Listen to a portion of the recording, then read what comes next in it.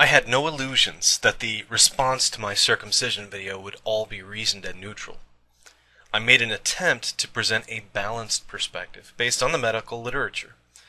It's probably impossible to wholly remove myself from the analysis, but I made an effort to stick to points I could support with evidence from reputable sources. So I was most surprised that the majority of the criticism was that I gave both sides of this particular argument and didn't take a strong enough stance against circumcision. Apparently being objectively open-minded isn't enough to some people. The reason I make these videos is to inform and educate. I'm just not that interested in persuading or proselytizing. It's not that I don't love you, random internet strangers, but I don't know you, and I have enough respect for other people to let them make their own decisions. I don't care if the facts presented in my videos change your mind or not on a topic. I encourage people to think, to inform themselves from scientific sources, not from the internet, and to avoid personal dogmas. But these videos are my best effort to present useful information for my subscribers. Take it or leave it. They're free, require no investment on your part, and may even make you think for a brief moment. The only cost is that you may be exposed to an argument you dislike, disagree with, or see serious flaws in. I never intend for people to accept everything I say as gospel truth. I may be wrong. I accept that. I count on you guys to keep me honest, to challenge me when I'm wrong, but to do so with the kind of rational disagreement that people have in the real world. I said early on that I was hoping to spark some discussion. Many thanks to about half a dozen people who pointed out where my presentation fell short, or there was more complexity than I let on. I'd like to name Sophia Rune and Great Big Boar in particular, both of whom pointed out deficiencies. I recommend both their channels. I also agree with many commenters that Freedom O Speech is an excellent counterpoint channel. If you want a different take on the issue that's still quite rational and based on research, check it out. It would be a crappy place if we all agreed on everything. A lot of people thought I was advocating for routine male circumcision. I suppose they got that impression because I presented what is known about potential benefits of circumcision. Some people said as much in comments. This is very troubling because it suggests to me that these people believe that we should suppress or dismiss what is known if it goes contrary to their viewpoint. That's the beginning of denialism. It's a psychological deception mechanism called selective acceptance.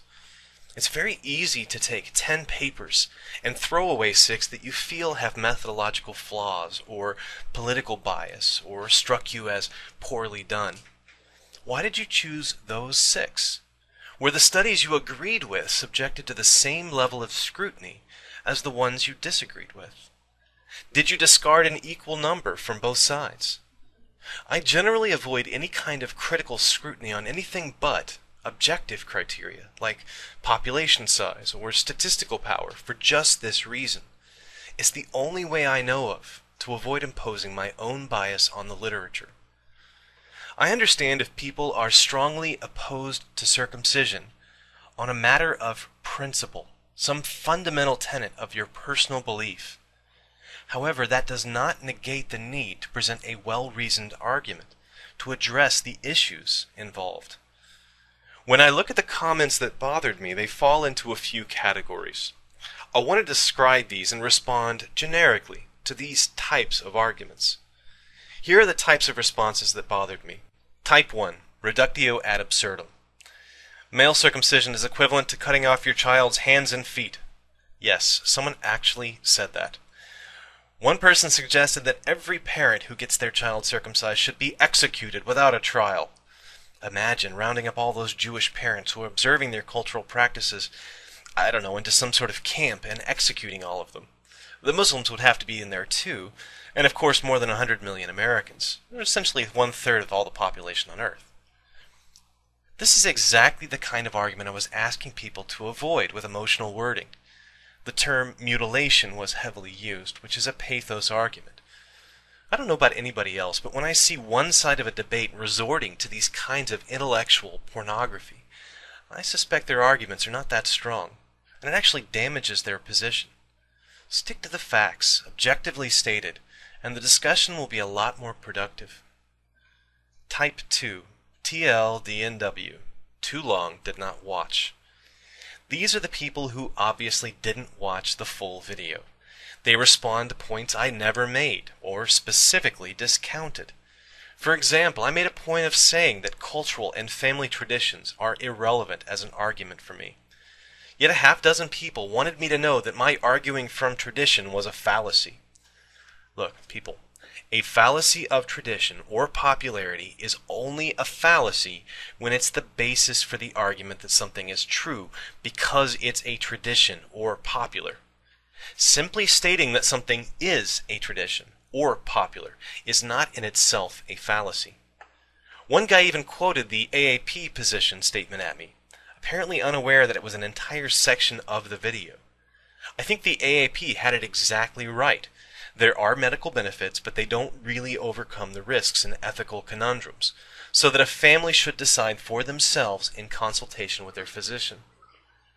I know it was a long video, and there were no funny cats or young ladies in bikinis, but please, at least scan the script before furiously typing away about things you think I will say based on the first 30 seconds of a video. If you made it to the last 5 minutes, you get to hear me discuss why I lean towards opposing the practice.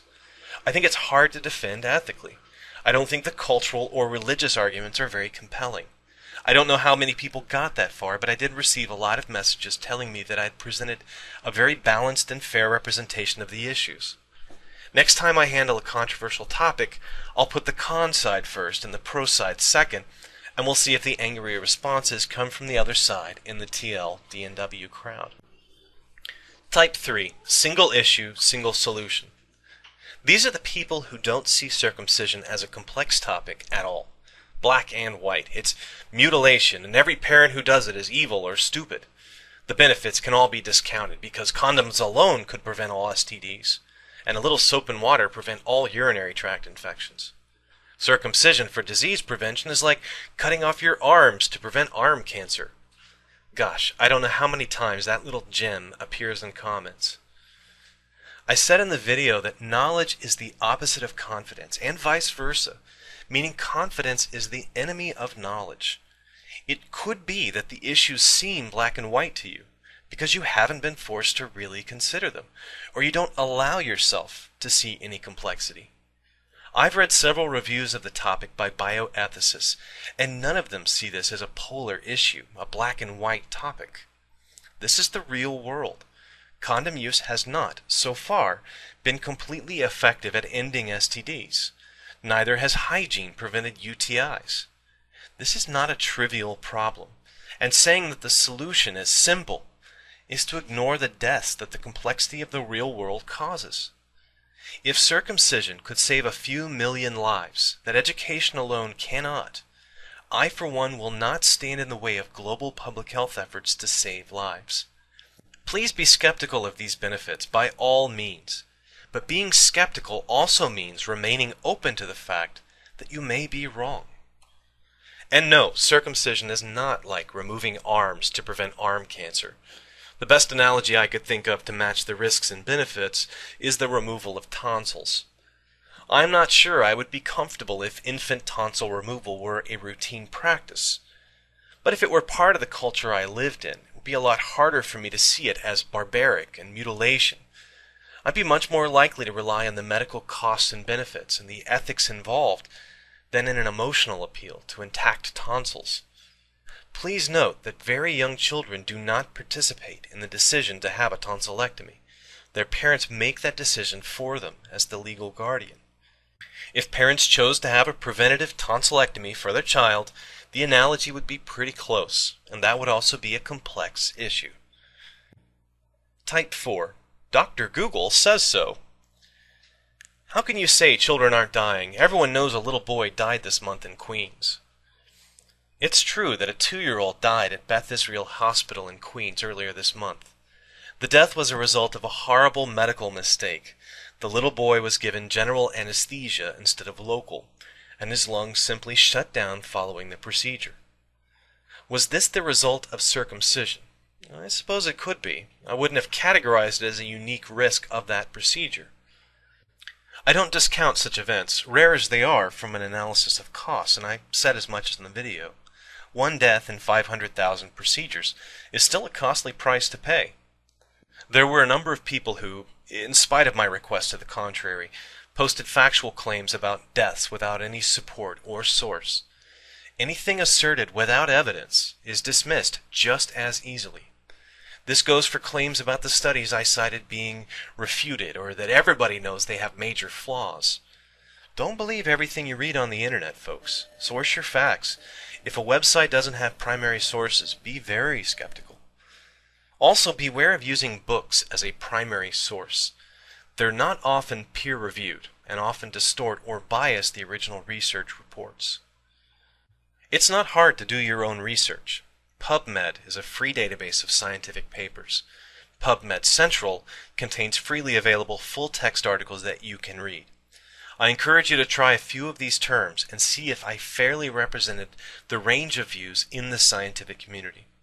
Thanks to everyone who participated in the discussion. I never claim that I have all the answers, but I can present you with what I do know, or what my thoughts are on a topic. And the interactive nature of YouTube allows us to exchange our views. How many other forums allow diverse people from around the world, with very little in common but a computer and the English language, to exchange ideas and viewpoints on topics that interest them? You guys are the reason I make these videos, and I make the videos you request. I hope in spite of disagreements that you'll keep coming back for the free information and the chance to have your position heard. Thanks for watching. Every cell of each plant and animal contains genetic information coded onto the DNA molecule. The model